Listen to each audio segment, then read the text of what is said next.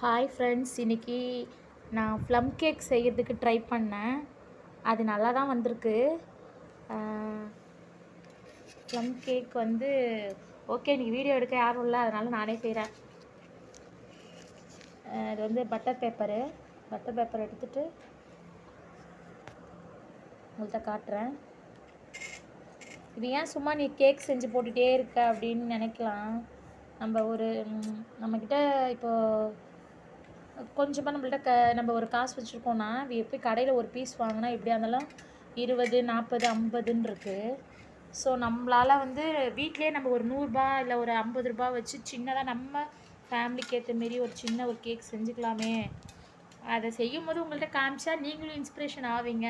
நம்ம கடையில் உள்ள ஐட்டம்ஸ்லாம் கொஞ்சம் நீங்கள் எடுத்து அவாய்ட் பண்ணிவிட்டு நமக்கு உடம்புக்கு ஹெல்த்தியாக என்ன செஞ்சுக்கலாம், பிள்ளைங்களுக்கு என்ன செஞ்சு கொடுக்கலாம் அப்படின்னு சொல்லிட்டு நீங்கள் செய்வீங்கன்னா, மேக்ஸிமம் சுகர் வேண்டாம். ஒன்லி சுகர் வேணாமல் நீங்கள் வந்து நாட்டு சர்க்கரை சேர்த்துங்க. என்கிட்ட சுகர் தான் இருந்துச்சு, அதனால் சுகரும் கொஞ்சம் நாட்டு சர்க்கரையும் சேர்த்துக்கிட்டேன்.